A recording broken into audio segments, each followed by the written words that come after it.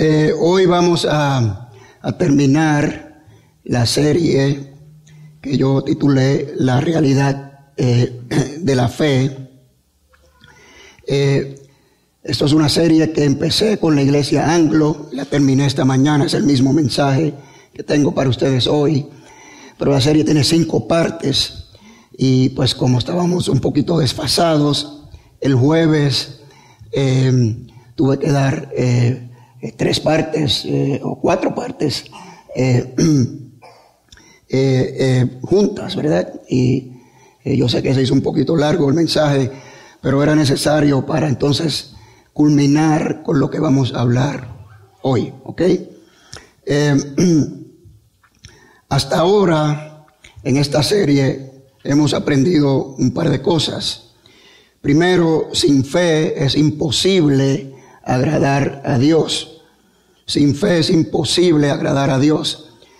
Eso está en Hebreos 11:6. ¿Okay? Y este es el versículo como que lo escogí para que cubriera toda la serie. Porque yo creo que todos nosotros queremos agradar a Dios. ¿Verdad que sí? Así, sin fe es imposible. Así es que tenemos que tener esta fe que agrada a Dios. También dijimos que debemos probar a ver si verdaderamente estamos en la fe o no. Esto está en 2 de Corintios 13:5. ¿Ok? Y eso es algo que Pablo nos dice. Pruébense ustedes a ver si están en la fe o no. Entonces, ahí Pablo hace un par de preguntas. ¿Acaso ustedes mismos no se conocen? ¿No saben que Jesucristo está en ustedes? Y dijimos que esto se refería a que deberíamos autoexaminarnos nosotros, a ver si Cristo verdaderamente está en nosotros. Y yo dije que no me voy a parar aquí a juzgar eso en ninguno de ustedes. Pero lo que sí puedo hacer es, si usted está seguro de que Cristo mora en usted, porque usted ha sido redimido por la sangre del Señor, puede examinarse entonces a ver cuán activo está ese Espíritu Santo que mora en usted. Ese Jesucristo que está ahí morando en nosotros, cuán activo está. Acordémonos que la palabra griega para fe es pistis, que significa confianza activa. Es una fe activa, no es una fuerza, dijimos, no es una ilusión, no es dar un paso a ciegas. Dijimos que la fe nunca es utilizada para obtener algo que nosotros queramos. ¿Recuerdan de eso? Nunca se utiliza la fe para obtener algo que sea por nuestra propia voluntad o nuestro propio razonamiento. ¿Okay? La fe activa es basada en el conocimiento, dijimos. El conocimiento nos lleva a la confianza en el objeto de la fe. ¿Y quién es el objeto de la fe? ¿Quién es el objeto de la fe? Jesucristo es el objeto de nuestra fe. Hablamos un poquito del escudo de la fe. Dijimos que era la única arma defensiva que activamente tenemos que usar, que la tenemos que mover. ¿Se acuerdan? Si usted se pone el casco, la coraza, el cinturón, los zapatos están ahí bien puestecitos y protegiéndonos definitivamente, pero no es una cosa activa.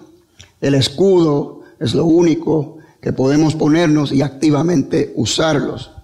Entonces, estas batallas espirituales que ocurren en estos huestes y sitios y dimensiones espirituales que no conocemos todavía nosotros, se manifiestan en circunstancias físicas. ¿Ok? Así es que aunque el escudo nos protege de la batalla espiritual, es durante la circunstancia física que lo tenemos que usar. ¿Ok? Así es que el escudo es necesario utilizarlo activamente. También dijimos que el escudo unifica. Una de las cosas que dijimos, unifica. Si se acuerdan aquella formación que mostré el retrato al final del ejército romano en un arreglo rectangular y los hombres del perímetro con sus escudos verticalmente así entrelazados y los del centro se lo ponían sobre su cabeza. ¿Okay? Y era impenetrable esa armadura y caminaban en pasos sincronizados hacia el enemigo. Dijimos que el escudo que tenía, el escudo romano tenía esa bola ahí en el medio de metal que era utilizada para empujar al enemigo. Podemos empujar al enemigo por el escudo de la fe. Todos tenemos un don, somos parte de un cuerpo. Uno no le puede decir a otro, no te necesito. ¿Okay? El escudo de la fe nos podemos nosotros unir bajo ese escudo, bajo un solo Cristo, una sola fe. ¿Okay? Y empujar al enemigo, mis amados. El escudo de la fe unifica. Y el escudo de la fe es la primera línea de defensa. Dijimos que si no lo utilizamos, los dardos del enemigo, ¿qué va a suceder? Nos va a pegar en la armadura. Y si usted permite que eso suceda frecuentemente, su armadura, les aseguro que se va a debilitar. Se va a debilitar si usted no usa el escudo de la fe. Y cuando su arma se debilita, ahí es que entramos en peligros de entrar en ansiedad, en desánimo, en desaliento, en depresión, ¿okay? Dudas, ¿okay? Dios, ¿dónde está Dios? No, usted tiene siempre que estar utilizando ese escudo de la fe para evitar que esos dardos le lleguen. Y finalmente terminamos con el objeto de nuestra fe, Jesús, Jesucristo, y dijimos que es el objeto más sólido, más verdadero, más confiable, más conocible, ¿verdad?, que hay, comparados con otras fe. Y dimos pequeños analogía de otras fe y sus objetos de fe, y cómo compara Jesús con estas otras creencias.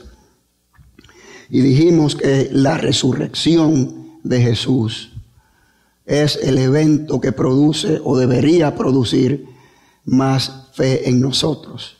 Porque miren, la resurrección fue un hecho, es real. ¿Okay? Eso lo podemos conocer. Y ese conocimiento nada más, de eso nada más, es lo que debe inspirar mayor confianza en el objeto de nuestra fe. No hay otra creencia, filosofía, religión, como usted le quiera llamar, que ni tan siquiera se acerque a este hecho. Así es que la cruz, mis amados, la cruz, aquí vamos a terminar la serie en la cruz de Cristo. ¿Okay? El mensaje te titula Fe a través del alcance de la cruz. ¿Okay? Podemos añadir solidificando, aumentando nuestra fe a través del alcance de la cruz. Cuando menciono aquí la palabra alcance, el contexto es este. Verdaderamente la muerte de un solo hombre, que sufrió físicamente unas cuantas horas, no solo en la cruz, pero también cuando lo golpearon y la corona de espinas y lo azotaron y unas 6 horas en la cruz, es ese suficiente alcance para cubrir la totalidad de los pecados de la humanidad, pasado, presente y futuro. Fíjense bien, son unas meras horas de sufrimiento físico suficiente. Eso es lo que vamos a ver hoy. ¿Okay? Así es que vamos a hablar de la cruz. ¿Okay? Vamos a ver sus propósitos, su verdadero propósito y su alcance. Entonces, ¿se acuerdan que dije, siempre me gusta decir, en este proceso de transformación, de gloria en gloria, que el Señor nos lleva a cada uno de nosotros, que es como una escalera espiritual que estamos subiendo de escalón en escalón, ¿verdad? Creciendo, siendo más semejantes a el objeto de nuestra fe, a Jesús. Esa es la meta que tenemos todos nosotros aquí. La cruz, mis amados, es la única escalera suficientemente alta para llegar a ese nivel, para llegar al cielo. ¿Okay? No es un edificio hermoso de la iglesia, catedrales hermosas que vemos con todos esos crucifijos ahí. Aquí tenemos una cruz tremenda, muy hermosa también. La vemos adornando cementerios, crucifijos, en joyería y todas esas cosas. Yo no estoy opuesto a nada de esto, ¿ok? Pero, ¿qué realmente pensamos cuando vemos la cruz? ¿Ok? ¿Es un objeto de arte nada más? ¿Es un objeto de arte? ¿Ok? ¿Qué realmente pensamos? ¿Sabemos lo que significa? ¿Sabemos su propósito? ¿Sabemos su alcance? ¿Qué es la cruz, mis amados? ¿Qué es la cruz? Bueno, hay cosas básicas que todo creyente debe saber acerca de la cruz. ¿Okay? Es el símbolo principal de nuestra fe. Símbolo principal de nuestra fe. Eso es claro para todos nosotros. Sabemos, para los creyentes, debemos creer esto sin duda, ¿okay? Que la cruz fue el hecho, no una fábula, el hecho, ¿okay? La resurrección de Cristo, la muerte y resurrección de Cristo fue el hecho más impactante en la historia de la humanidad.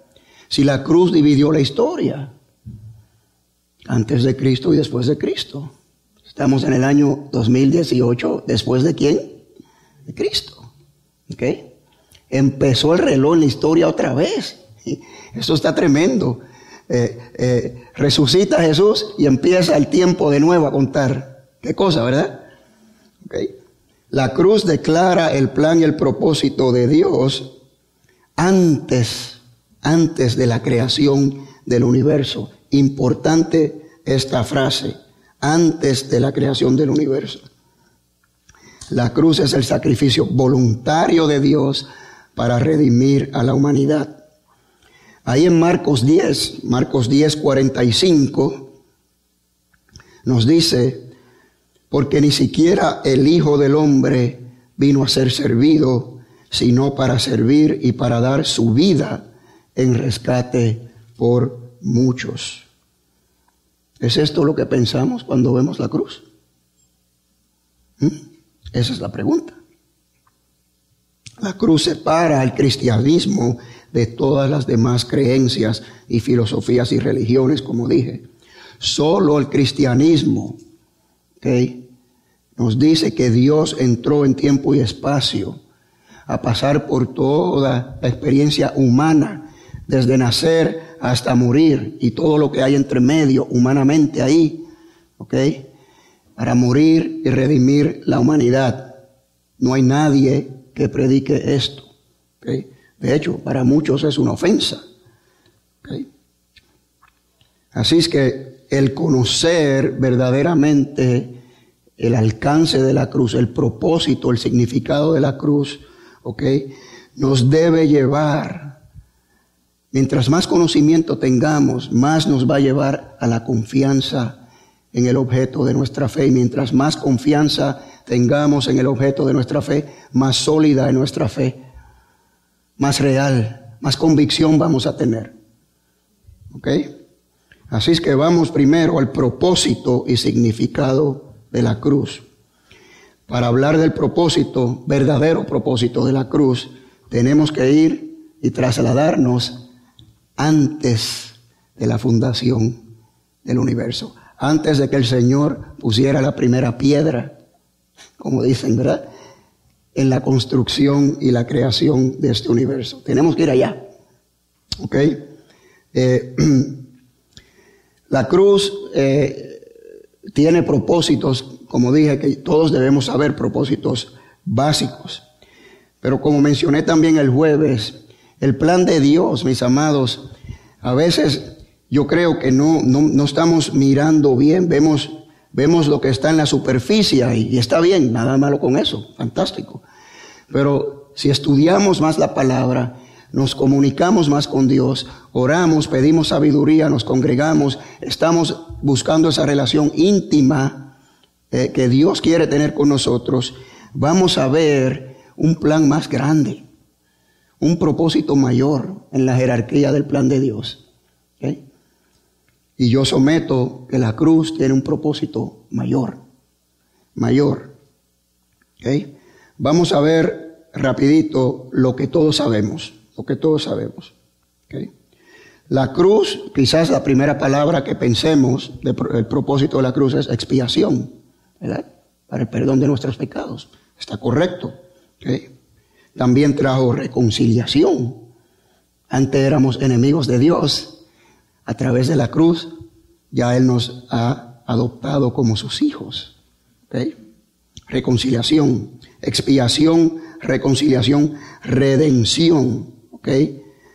Pagó el precio del pecado, redención. La palabra griega ahí que se utiliza es cuando una persona pagaba por la libertad de un esclavo. Y sabemos que antes de Cristo éramos esclavos al pecado. ¿Okay? Y Él pagó por eso, nos liberó. ¿Okay? Expiación, reconciliación, redención y sustitución. El justo por los injustos. El precio del pecado es la muerte, dice Romanos 6:23. Alguien tenía que pagar. La cruz fue la sustitución. Esas 4 cosas quizás todos sabemos que es parte del propósito de la cruz. ¿Okay? La pregunta es, ¿por qué? ¿Por qué? ¿Cuál es la lógica de todas estas cosas? ¿Okay? ¿Cuál fue la verdadera razón o el propósito mayor de Dios que cubre estos 4 propósitos que dimos? Para mí eso está en Efesios 1, Efesios capítulo 1, versículos 4 y 5. ¿Okay?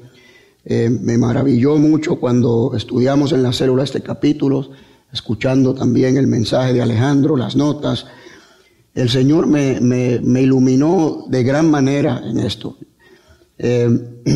Yo estoy seguro que lo que yo voy a decir aquí viene de Dios, no viene de mí, porque son pocas las veces que experimento este tipo de revelación y conocimiento mientras estudio. Dice, en Él Dios nos escogió antes de la fundación del mundo para que en su presencia seamos santos e intachables. Por amor nos predestinó para que por medio de Jesucristo fuéramos adoptados como hijos suyos, según el beneplácito de su voluntad. Ok, bueno, la palabra predestinación ha causado lamentablemente una gran división dentro de la iglesia, dentro de la fe cristiana. Yo no sé por qué, pero es así. No vamos a hablar de esa teología, ¿okay? Pero sí, yo voy a exponer lo que el Señor me dijo a mí, que significaba esto, ¿ok?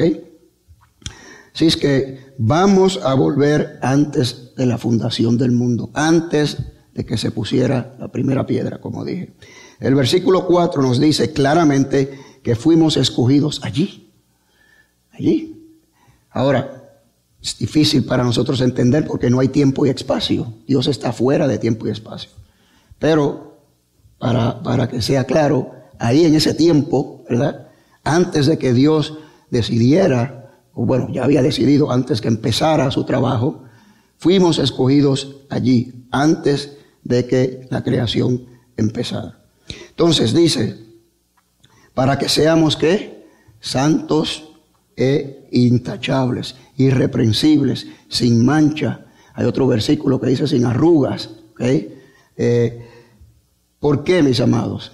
Porque es la única manera que podemos estar delante de Dios. ¿Quién puede estar delante de Dios con pecado? Nadie puede ver a Dios. Queda fulminado inmediatamente en este estado de pecado que tenemos. Así es que desde antes de la fundación del mundo, ¿okay? Ya Él nos escogió para que estemos en su presencia, santos, irreprensibles y sin mancha. ¿Okay? Así es que aguanten ese pensamiento ahí un momentito. ¿Okay? Lo otro que sabemos es que Dios nos creó a su imagen y semejanza. ¿Verdad que sí? ¿Por qué?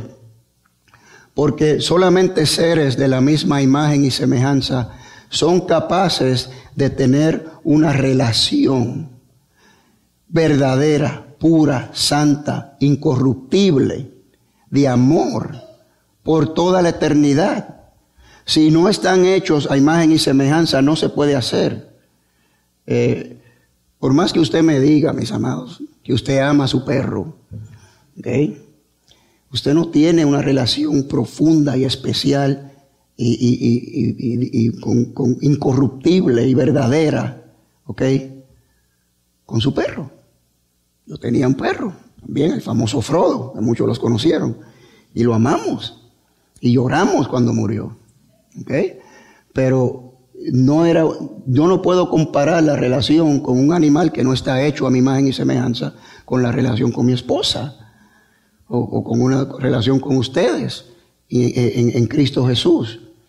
Y les digo más, las relaciones que tenemos aquí, ¿okay?, por más profundas que sean en Cristo Jesús, no se comparan con la relación que vamos a tener con el Padre, el Hijo y el Espíritu Santo en la eternidad.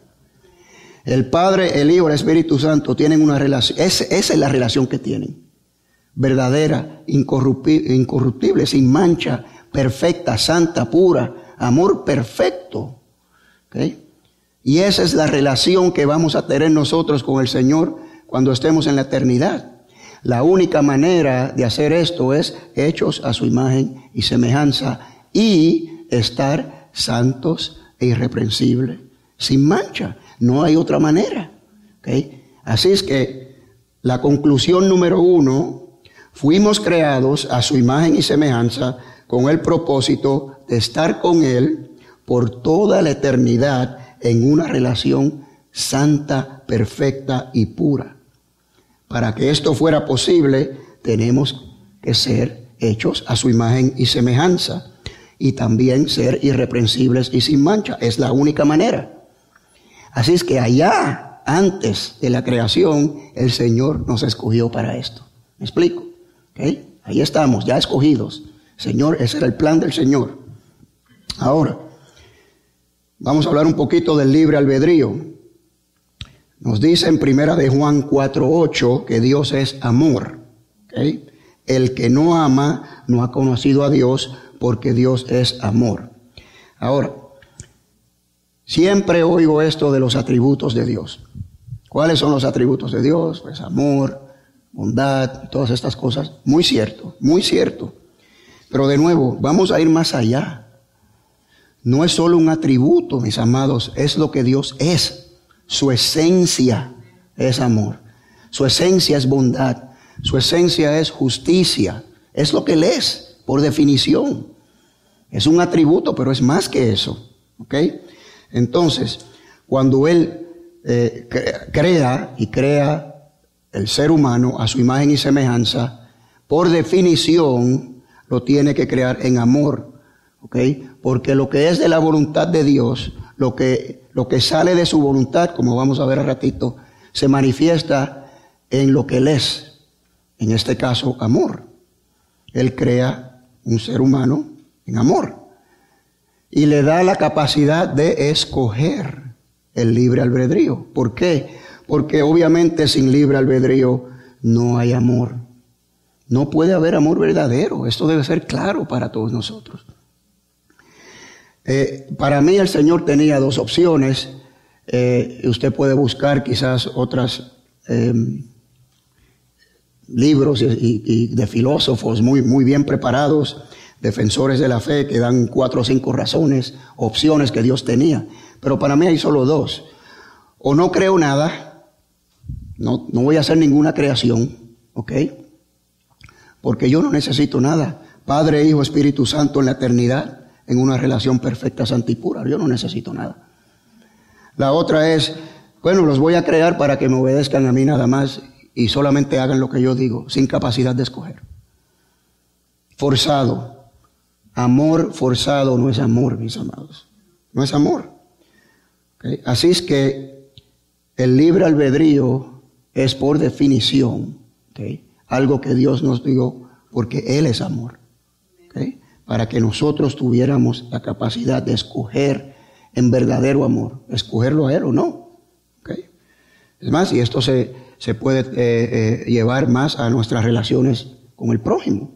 ¿Okay? Usted no puede forzar a nadie a amarlo a usted, ni la otra persona puede forzarlo a amarla a ella o a él. ¿Okay? Eso no es amor, eso es amor forzado. ¿Okay? Así es que para que tengamos esta experiencia del verdadero amor, Él nos da el libre albedrío. ¿Ok? Ok. Entonces, ahora, el libre albedrío trae un riesgo, ¿verdad? Una vez usted le dé a su creación la capacidad de escoger, surge el riesgo de que escojan incorrectamente. ¿Y qué fue lo que pasó? Escogimos incorrectamente. Pero el punto es este, mis amados. Dios ya lo sabía. Desde antes de la creación. Ya lo sabía. ¿Ok? Fuimos escogidos desde antes de la recreación del mundo. ¿Ok? Ok. Así es que ya Él sabía todo esto. Y por supuesto, tenía la solución.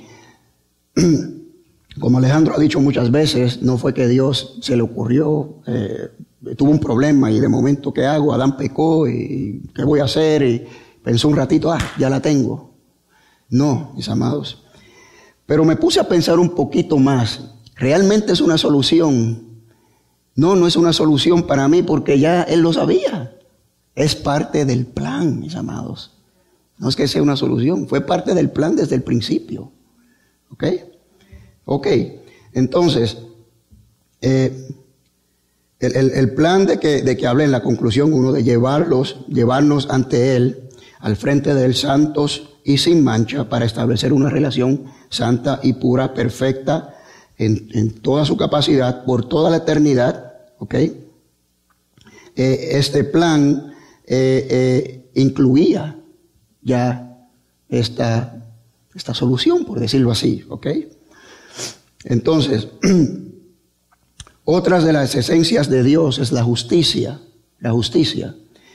El precio del pecado es la muerte, como dijimos en Romanos 6:23. ¿Okay? Y como su esencia es justicia, es lo que Él es, alguien tenía que pagar.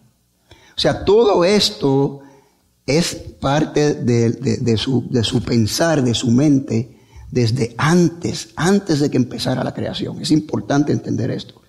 Así es que la conclusión número 2, el propósito mayor de Dios, mis amados, en crearlo todo, no fue Adán y Eva en un jardín hermosísimo, ¿ok? Para que estuvieran ellos con Él en la eternidad y procrear la tierra. No, mis amados, el propósito de Dios en su creación fue la cruz. Fue la cruz. La cruz tiene los propósitos que dimos, los 4 propósitos que dimos, ¿verdad? Pero la cruz era el propósito. Eso es lo que voy, amados. La cruz fue el propósito. El propósito de Dios crear fue la cruz, desde antes de la fundación del mundo. ¿Okay? ¿Por qué? Porque ya Él nos había escogido para que estemos al frente de Él, santos, irreprensibles, sin mancha, por toda la eternidad, en una relación perfecta y pura. Nos crea con libre albedrío, sabe que vamos a caer. Viene la redención, viene la sustitución, somos redimidos, viene la expiación, volvemos de nuevo a estar con Él, santos, irreprensibles y sin mancha por toda la eternidad en una relación perfecta y pura. Ese era el plan. El propósito era la cruz, mis amados. Así es que lo veo yo. ¿Okay? Entonces, ¿por qué lo hizo en realidad? ¿Por qué? Ya estoy preguntando mucho por qué, ¿verdad? Y me siento como un nene pequeño que dice, ¿por qué? ¿Por qué? ¿Por qué? Bueno, es solo una palabra que pueda contestar esto y es amor. Amor. Esto lo vemos en Efesios, capítulo 1, versículo 5. Dice ahí que por amor nos predestinó para que por medio de Jesucristo fuéramos adoptados como hijos suyos, según el beneplácito de su voluntad. Amor. La mala noticia que le tengo es que no hay ningún ser humano en la historia, ni lo habrá nunca, que pueda entender esta clase de amor. Es imposible, es imposible. En el Salmo 8:4 dice, me pregunto, ¿qué es el ser humano para que en él pienses? ¿Qué es la humanidad para que lo tomes en cuenta? esta clase de amor no se puede entender, mis amados. Yo lamento decirles. Pero, como vamos a ver, hay muchos retratos bíblicos que demuestran este amor. Y eso es lo importante. ¿Ok? Entonces, ¿qué es amor entonces? ¿Qué es amor? En 1 de Juan 4, 9 y 10, dice así: en esto se mostró el amor de Dios para con nosotros, en que Dios envió al mundo a su Hijo unigénito para que vivamos por Él. En esto consiste el amor, no en que nosotros hayamos amado a Dios, sino en que Él nos amó a nosotros y envió a su Hijo en propiciación por nuestros pecados. En Romanos 5:8, pero Dios muestra su amor por nosotros en que cuando aún éramos pecadores, Cristo murió por nosotros. Podemos añadir Juan 3:16 también ahí si queremos, o 1 de Corintios 13, ¿verdad? Como dije, hay muchos retratos bíblicos. Ahora, estos versículos los podemos utilizar para entonces sacar una definición de amor. Y como he venido diciendo, ya espero que más o menos la sepan. Esto lo estudiamos en el estudio de los matrimonios, donde el autor de este versículo, principalmente el del 1 de Juan, saca una definición de amor que me encantó, porque el amor es y el amor hace. El amor es y hace, el amor se demuestra con acción. ¿Ok?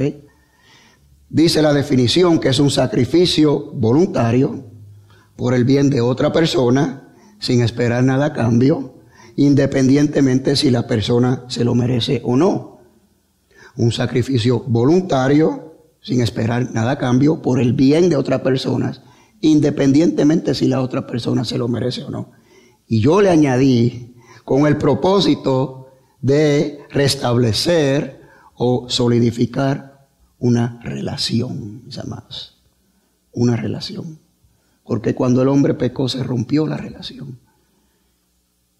Esta definición fue exactamente lo que hizo Jesús en la cruz por nosotros. ¿Okay? ¿Pero por qué? ¿Por qué? Oh, está muy bonito esto, pero ¿por qué lo hizo? Bueno, ahí está la contestación en Efesios 1:5. Según el beneplácito de su voluntad. ¿Ok? Y aquí ya podemos terminar los porqués. Se los prometo. ¿Ok? Si la esencia de Dios son amor, bondad, justicia, yo estoy seguro que hay otras más. Es lo que Él es, no solamente atributos, ¿verdad? Todo lo que le plazca a Él hacer, todo lo que sea su voluntad, se manifiesta en una de estas esencias. ¿Ok? Esto lo vemos claramente, ¿ok? En la cruz. ¿Ok? En la cruz. En la cruz se muestra estas tres esencias. Amor, un sacrificio voluntario ¿por quién? Por nuestro bien. Bondad, sin merecerlos nosotros. Justicia, Él mismo pagó el precio. Ahí está. La cruz sí tiene un propósito, como dijimos, de redención, de sustitución, de expiación, de redimir, ¿verdad? Pero para mí es mucho más que eso, mis amados. La cruz fue el propósito. Fue el propósito. Desde el principio. Desde antes del principio. Y yo espero que cuando veamos la cruz, pensemos ahora diferente. Que nuestra fe sea más fuerte. Que aprendamos a entender que ese fue el propósito de Dios para toda la humanidad, mis amados. Entonces, el alcance de la cruz. El alcance. ¿Okay? Esto es un tremendo reto para nosotros. ¿Okay? Como dije, una persona murió por los pecados de todo el mundo, pasado, presentes, futuros. ¿Okay? Unas cuantas horas de sufrimiento ahí, físico, en la cruz, o antes de la cruz también, cuando fue golpeado y todas estas cosas, azotado, la corona de espinas y todo esto, ¿fue suficiente una investigadora en el área de medicina llamada Anna Williams escribió en su diario, esto durante la época de los 1920 por ahí, que la cruz no le traía ningún tipo de consuelo. Ella dijo que Jesús sabía de antemano, primero, que iba a sufrir temporalmente, ¿ok? Y segundo, que iba a salvar al mundo entero. Alega ella entonces que cualquiera de nosotros, seres humanos, hubiera hecho lo mismo que hizo Jesús si lo hubiera sabido de antemano. ¿Okay? ¿Es esto cierto? ¿Cómo le podemos contestar esto a ella? ¿Okay? Y a otros que piensan de la misma manera. Bueno, podemos decir que Cristo nunca pecó y su muerte fue injusta. Eso es cierto. Que la crucifixión era la forma más tortuosa y cruel de morir. Puede ser cierto. ¿Estaría Ana simplificando esto porque ella misma nunca tuvo que pasar por un dolor tan agonizante? Definitivamente que eso es cierto. ¿Ok? Todas son válidas, pero en realidad no contestan la pregunta, mis amados. El reto es si en realidad este sufrimiento físico de unas cuantas horas temporalmente de Cristo en la cruz es suficiente para cubrir la totalidad del pecado de la humanidad, pasado, presente y futuro. ¿Okay? También el sufrimiento humano en su totalidad viene por el pecado, ¿verdad? La humanidad sufre por el pecado. ¿Okay? Así es que no solamente Ana lo está llevando al sufrimiento de Cristo en la cruz, pero fue ese sufrimiento igual a todo el sufrimiento que ha sufrido la humanidad por todos los tiempos y que sufrirá hasta que el Señor venga. ¿Fue suficiente el sufrimiento de esas cuantas horas? Esa es la pregunta. Cristo, mis amados, no pudo haber redimido aquello que Él no cargó. En otras palabras, lo que no se carga o se asume no puede ser redimido. Es como pagar una deuda. Cuando usted asume la deuda de una persona, ¿se la paga completa o no la paga? ¿Okay? Así es que esta deuda del pecado en su totalidad de la humanidad, ¿okay?, lo cargó realmente Jesús. También tenemos otros retos. Muchos fueron crucificados y tardaron mucho más tiempo en la cruz, en morir, días. Jesús estuvo 6 horas. ¿Okay? También tenemos cosas horrorosas que hemos visto a través de la historia, como por ejemplo estos judíos en los campos de concentración en la Segunda Guerra Mundial, donde hacían experimentos terribles, mis amados. No voy a mencionar detalles, pero eran cosas terribles. Entonces, si cualquiera de nosotros fuéramos un judío en ese campo y fueran a hacer experimento en nosotros, ¿nos brindaría la cruz consuelo? Esa es la pregunta. ¿Okay? Bueno, el problema es que estamos asumiendo que el sufrimiento de Cristo en la cruz estuvo limitado a solo unas cuantas horas, a lo físico. ¿Okay? Y tenemos que ser francos, mis amados. Si eso fuera cierto, yo tuviera dudas si realmente cubrió la totalidad del pecado de la humanidad. ¿Okay? Así es que para entender esto tenemos que mirar más allá del sufrimiento físico de Jesús en la cruz. ¿Okay? Hay un aspecto divino de sufrimiento que nosotros no entendemos, no lo sabemos, que va mucho más allá de la esfera física. ¿Okay? Es algo totalmente imposible para nosotros, por nuestra mente limitada, finita, ¿verdad? No lo podemos entender, Por más que películas que salgan como La Pasión y lo que sea, que por más impactante que sea eso que estamos viendo ahí, no llega ni se acerca a la totalidad del sufrimiento de Jesús. Eso es lo que tenemos que entender. No lo entendemos en su totalidad, pero tenemos varios retratos bíblicos que sí nos apuntan a que su sufrimiento fue mucho más allá de lo físico. ¿Okay?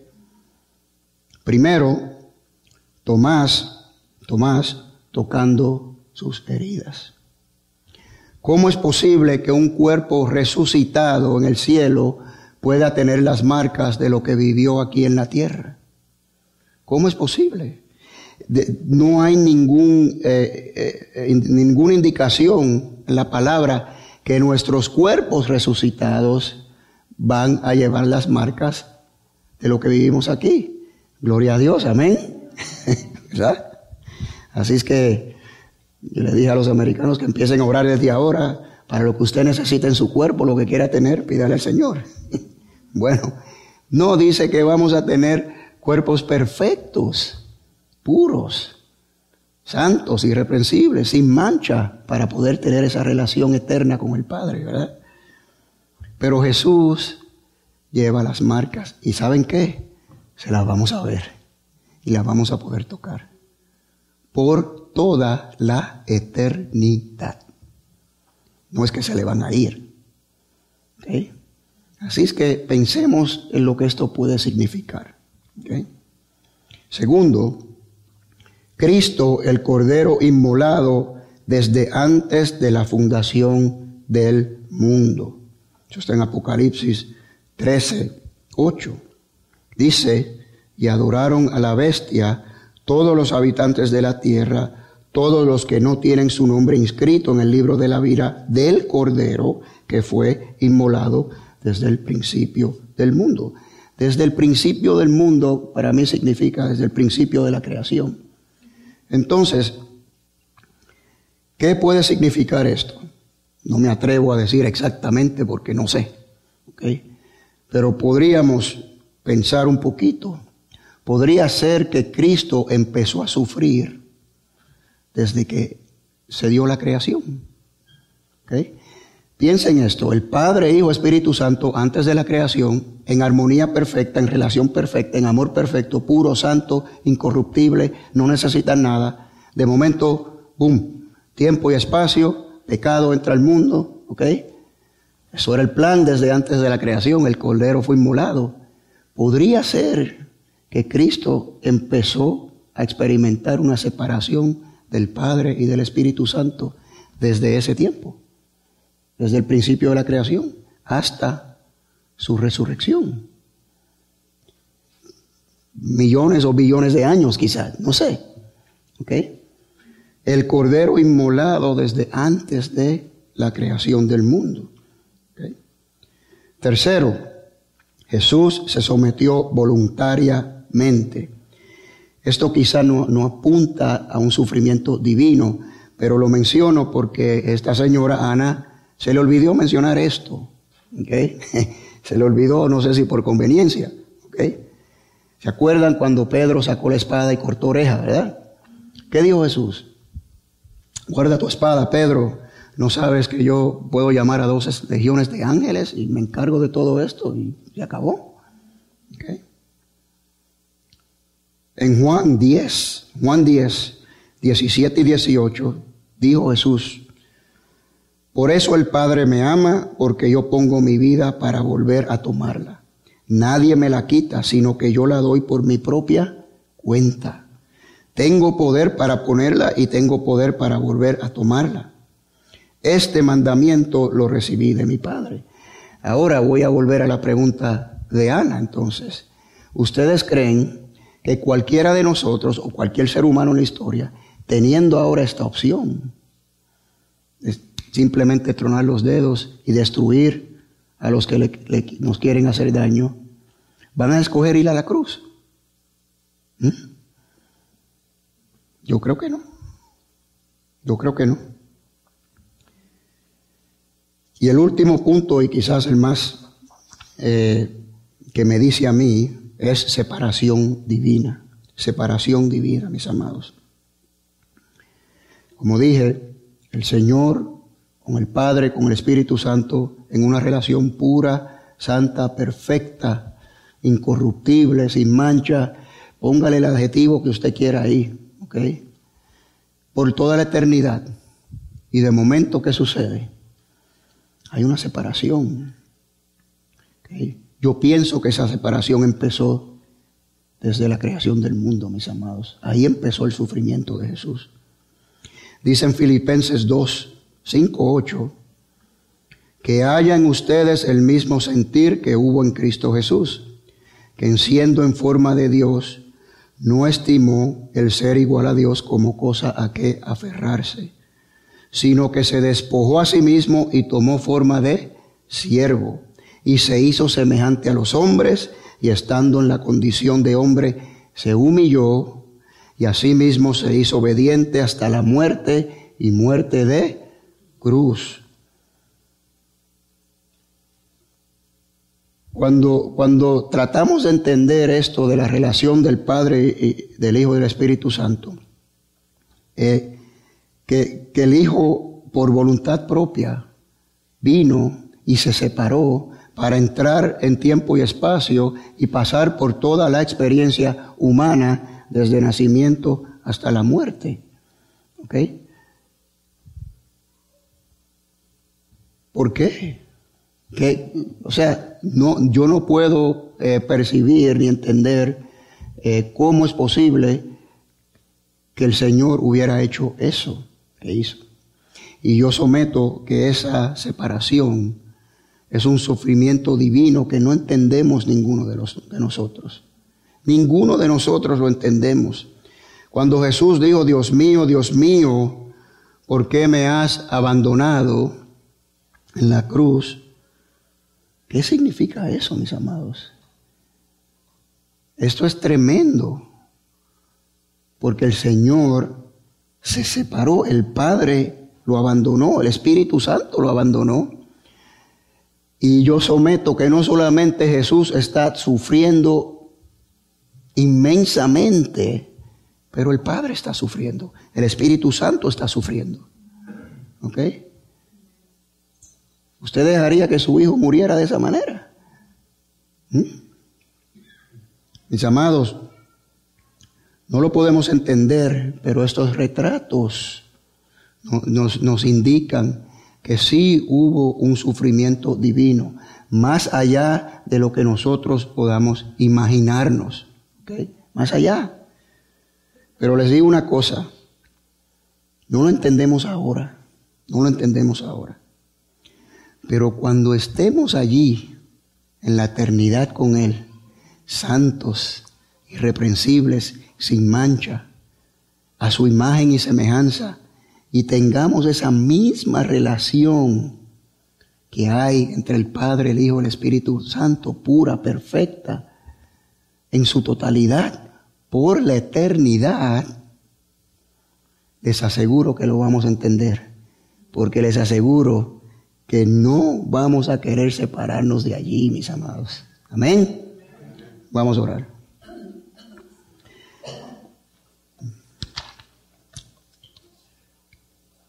Padre Santo y Padre bueno, Señor, te damos las gracias, mi Dios.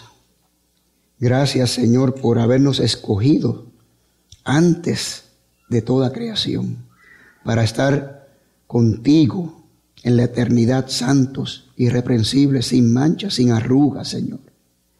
Gracias por habernos hecho a tu imagen y semejanza para que esto fuera posible y podamos nosotros disfrutar en eternidad en una relación contigo perfecta, pura y santa, Señor, igual como tú la tienes con tu Hijo y con el Espíritu Santo. Gracias por esta elección, Señor. Gracias por voluntariamente haberte sacrificado por el bien de nosotros, Señor, entendiendo nosotros que no somos merecedores de tal amor. Ayúdanos, Cristo Jesús, ayúdanos a entender esto, Señor. Que cuando miremos el símbolo de la cruz, no pensemos ya lo mismo, Señor. Que por medio de ese símbolo nuestra fe sea más sólida, más real, más certera, que tengamos más convicción y confianza en el objeto de nuestra fe. que eres tú, Cristo Jesús. Y en tu nombre hemos orado estas cosas. Amén. Gloria a Dios.